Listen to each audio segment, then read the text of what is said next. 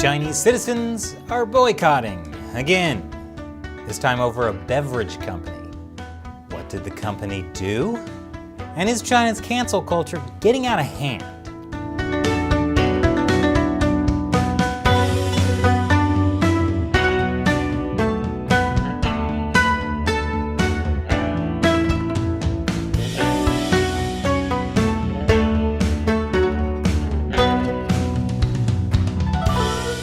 Welcome to China Uncensored. I'm Chris Chappell. The CCP celebrated its 100th anniversary on July 1st. And in Hong Kong, police were out on the streets to make sure everyone was celebrating in the right way. That is, by not protesting. But that night, a Hong Kong policeman was stabbed in what police call a lone wolf attack. The man who stabbed the officer committed suicide after the attack. And it turns out he had left behind several suicide notes declaring his hatred of police, his opposition to the Beijing-imposed security law, and his intention to kill an officer on July 1st. The police officer is okay. He's recovering in the hospital. The attacker was a 50-year-old Hong Kong man named Long Jinfai. He worked at a Hong Kong beverage factory called Vitasoy, which sells soy milk and other flavored drinks. After the stabbing/suicide incident, an employee at Vitasoy issued this internal memo. It says, "We regret to inform everyone about the unfortunate death of Mr. Lung on July 1st. Our company expresses our deepest condolences to Lung's family." Now, Mr. Lung was the attacker, not the victim. That being said, it's understandable how a Vitasoy employee could have written that memo. Maybe they mixed up the details of what happened, or maybe they were actually sympathetic. After all, according to this RFA survey, 81% of Hong Kongers consider Lung a martyr, while only 6% consider Lung a terrorist. But publicly, that's not an okay view to have. Hong Kong authorities warned that advocating for people to mourn for the attacker was no different from supporting terrorism. And unfortunately for Vitasoy, that internal memo got leaked. People started sharing it across the Chinese internet.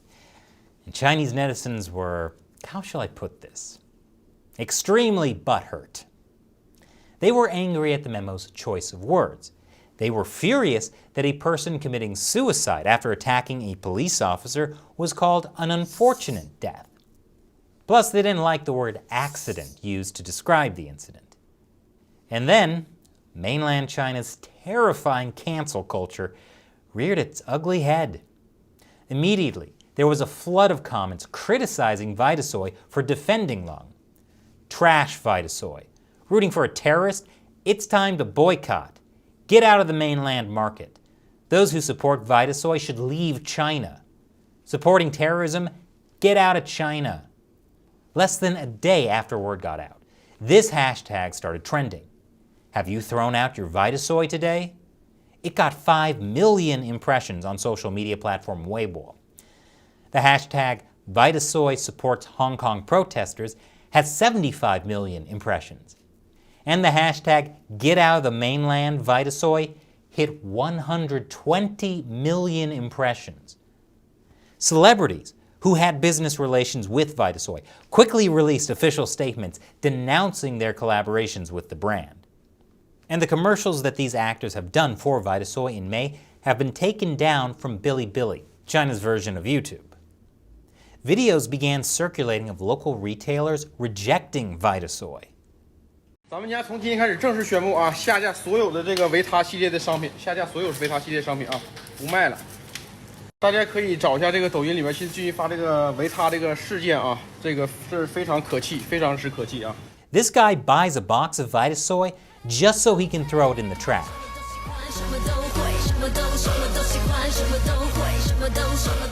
And this kid shows that canceling Vitasoy can be a family activity.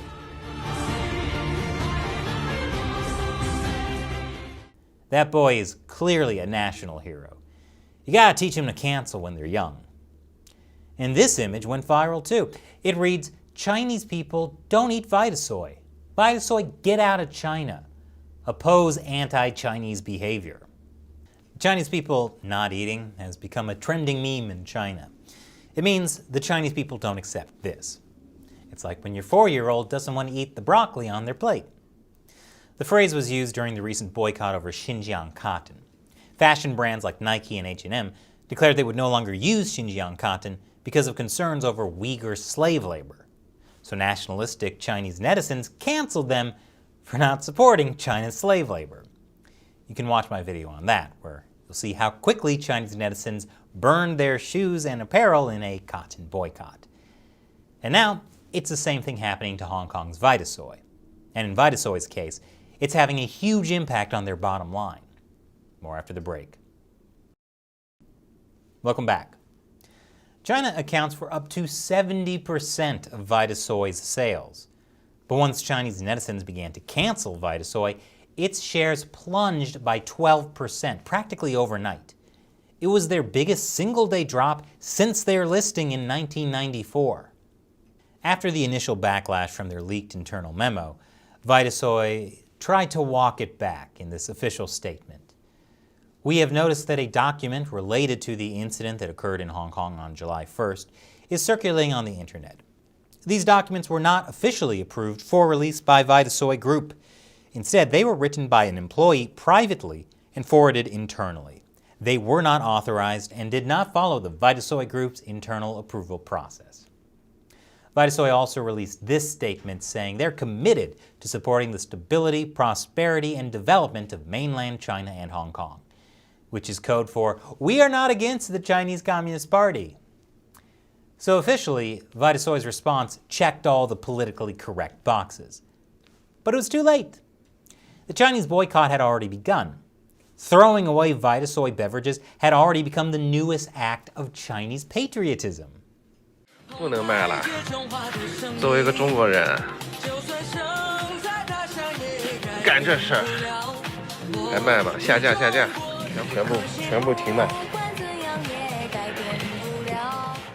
In this video, a man comes to make sure that this store clerk is taking Vitasoy off the shelves for the right reason. 你女呢個下架啊？佢又唔係質量問題。你睇新聞都知道啲問題。我知，我問下係咪下架啫。係下架。係啊。People are also posting photos of their trips to their local stores just to check up on whether Vitasoy was taken off the shelves. And any store that still had Vitasoy would be shamed. This live streamer was drinking a carton of Vitasoy lemonade. Oh, sorry.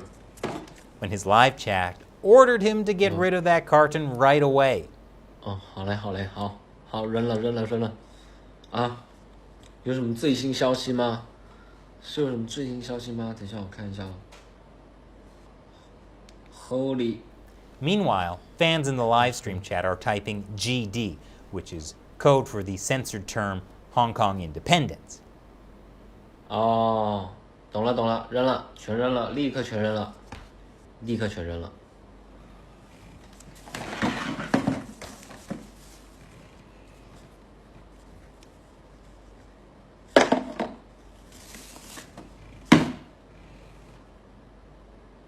中国最棒。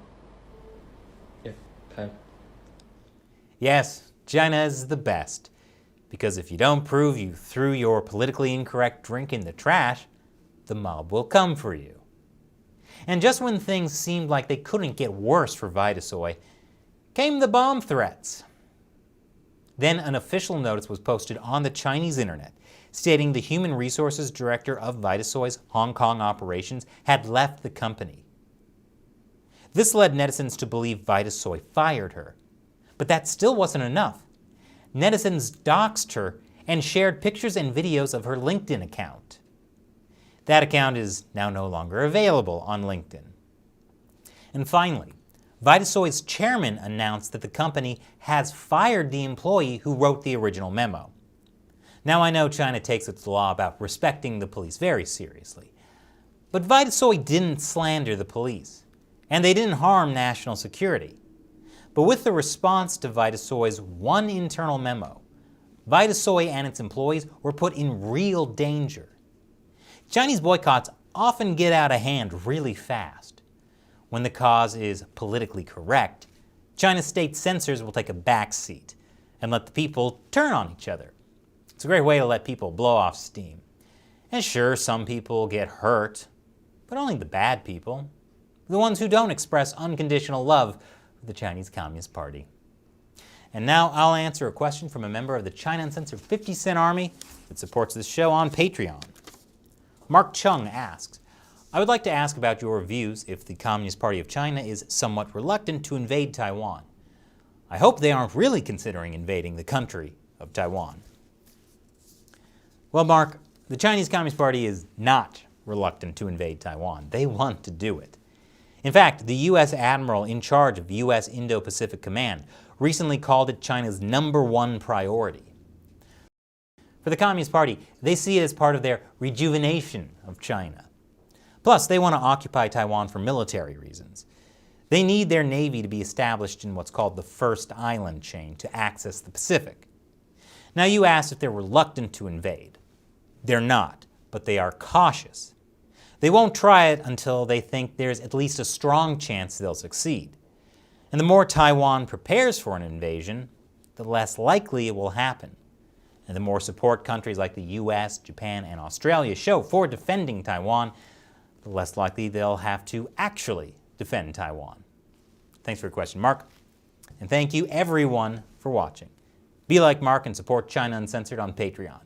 Visit patreon.com/China Uncensored and contribute $1 or more per episode so we can afford to keep making episodes like this for you. Once again, I'm Chris Chappell. Thanks for watching China Uncensored.